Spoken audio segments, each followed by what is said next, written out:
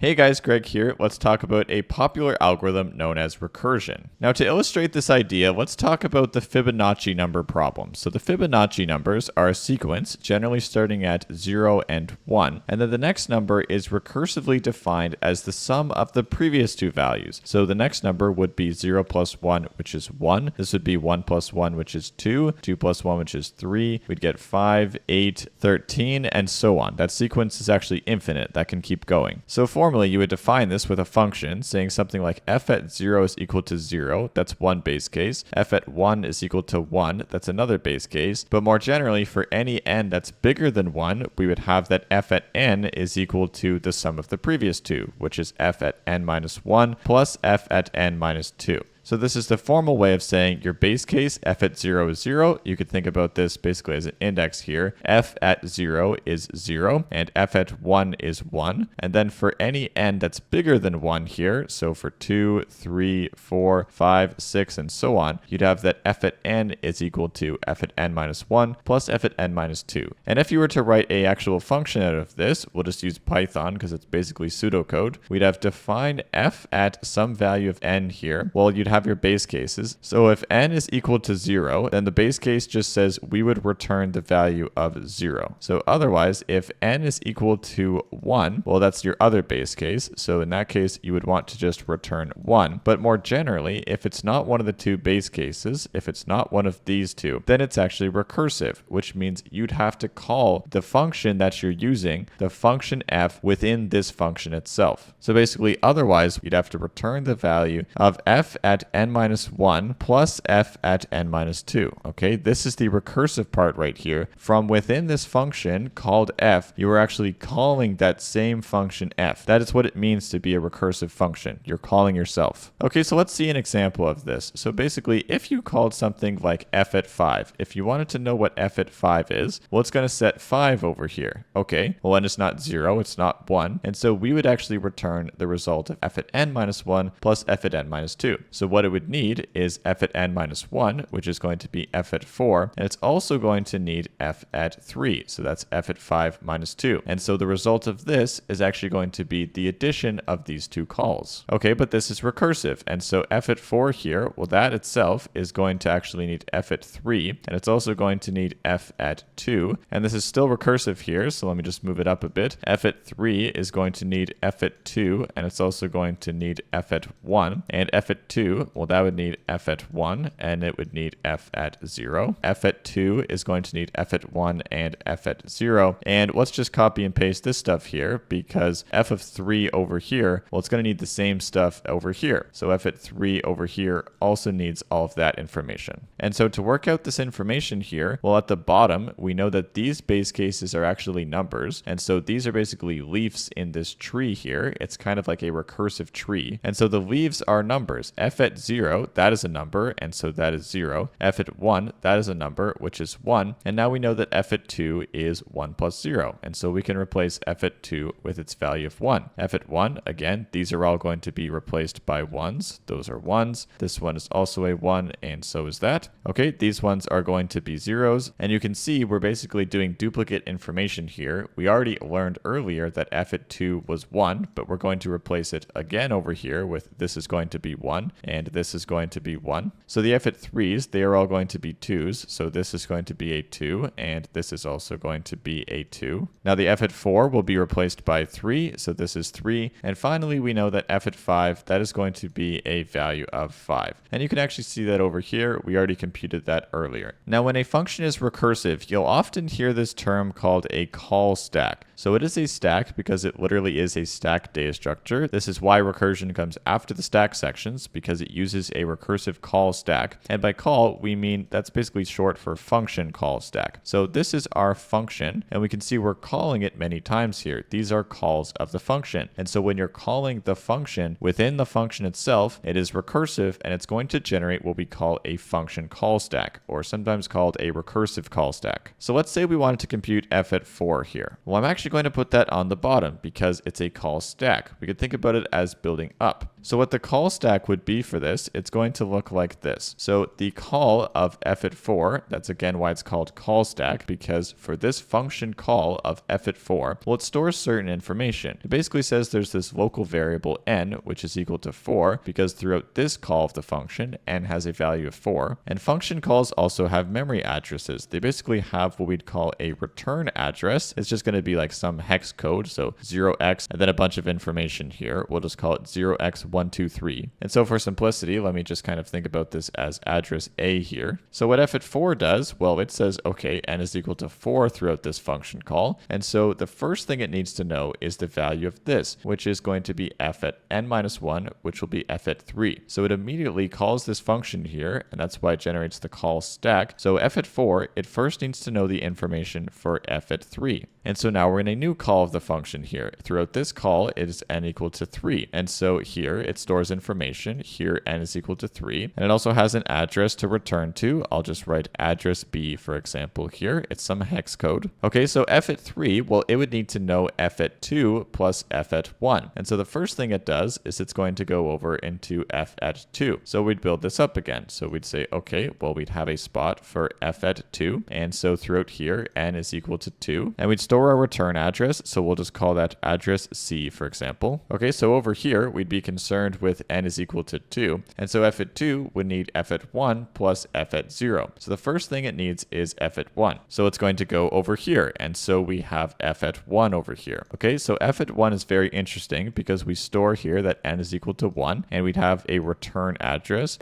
of D. And what's interesting about f at 1 here is that it is not going to kind of build up the stack here. It is at what we call a base case. And recursive functions, they need some sort of base cases here, because if you didn't have them, they'd basically just call forever. They would just infinitely call the function and you would never return. So here we've hit a base case, which is f at 1. And so here at this function call level, we just return 1. Return? What does that really mean? Okay, we return to where we came from. Well, we came from f at 2. So we're basically telling, hey, f at 2, you called me, you called f at 1. Well, my value, I'm going to return that to you, is the value of 1. So basically we would go back to f at 2 here, and it would kind of remember here, it would say, okay, we called this guy here, we called f at 1, and so his value is actually equal to 1. And so we'd also need to call f at n minus 2. So he would want to know what the value of f at 0 is. Currently it's just a question mark. So we would go and get f at 0, and so f at 0. In this context, we have n is equal to 0. And again, you would have some address, but I'm going to stop writing it. It's going to be some address. We'll call it E. And so again, f at 0 is a base case. So he's not going to build this up any further. And so he's going to return to f at 2 via this memory address here. So that's why we need the memory address, because f at 0, we need to know where to return to. We return to where we called it, which in this case is address C associated with f at 2. So we return our value of 0 over to this memory address, or basically telling f at 2 here that its value of f at 0, that function call has a value of 0. Okay, it now knows that f at 1 is 1 and f at 0 is 0. So it knows the value of both of these two calls. And so now f at 2 is able to return the value, which is f at 1 plus f at 0, and its value is going to be 1, which is the sum of those two things. Okay, so f at 2 is 1. It's going to return to the thing that called it, which is going to be f at 3, which is located at memory address B. So it basically says, okay, hey, f at 3 here, well, your value of f at 2, that is going to be a result of 1. But then f at 3 also needs to know the value of f at 1. And so it's going to then put that on the call stack. So f at 1, I'm going to do this a little bit faster. And so it would basically return here that its value is a base case, which is just going to be the value of 1. So that's how we know that f at 3 is 2. We return this information back to where we called it. So f at 4 knows that its value of f at 3 is a value of 2. But f at 4 also needs to know the value of f at 2. And so we kind of build this call stack back up here. F at 2. Well, f at 2 is not a base case. And so it needs to know the value of f at 1, which is currently a question mark, f at 0, which is currently a question mark. And so we could draw that for f at 1 here. That's going to quickly kind of return here and say that the value of f at 1, that is a base case of 1. F at 0, that would tell us that it has a value of 0. And again, f at 2 would basically return the sum of these two values over to this call here. And so it would tell it that f at 2, this value is going to be just 1. So now f at 4 actually has the total value here of f at 3 plus f at 2, which is going to just be 3. So f at 4 has a value of 3. Okay, so that's the recursive call stack and the fundamental idea of recursion. So just to really illustrate what would happen here, if you called something like f at 4, well, it's firstly going to do this before it even thinks about this idea. So the placement of this actually has a huge effect on the way that the computer is going to run this. It first is going to see f at n minus 1 before worrying about f at n minus 2. So f at 4 is actually first going to think about f at 3, and then it's a recursive call. So f at 3 thinks about it the same way. This guy needs to know what f at 2 is first. So he goes and gets f at 2, and f at 2 is going to first think about f at 1. Now we hit a base case, and so f at 2 can kind of remember that f at 1 has a value of 1. Okay, f at 2 also is going to need f at 0, which we'd return back and say that's a value of 0. F at 2 would then basically return to f at 3 that it has a value of 1. Now f at 3 can think about f at 1, and so f at 1 is going to be a base case of just 1. Okay, f at 3 is now going to return to f at 4 that it has a value of 2, and then f at 4 would go through this stuff. So it would also go through f at 2, which again is going to go through f at 1, that's going to be 1. F at 2 would then need f at 0, which is going to be 0. It would then say to f at 4 that it has a value of 1, and then ultimately we'd have that f at 4 is actually going to be a result of 3. So what happens is you can see there's one thing at this level, there's two things at this level, 4 at this level, and if we picked a higher value here, this actually would have had at most 8 things here and then 16, and you basically get a doubling effect. So what's basically happening here is that there is 2 to the 0 things at this level, 2 to the 1 here, 2 to the 2 here, and 2 to the 3 here, and so on. So you're getting a doubling effect starting at n, and that's going to work itself all the way down to 0. So there's approximately n things, or n plus 1 things there. So basically in the bottom level, you're going to have roughly 2 to the n things. So you can think about this as a time complexity of big O of 2 to the n due to the doubling effect. So the doubling effect happens because at any f at n,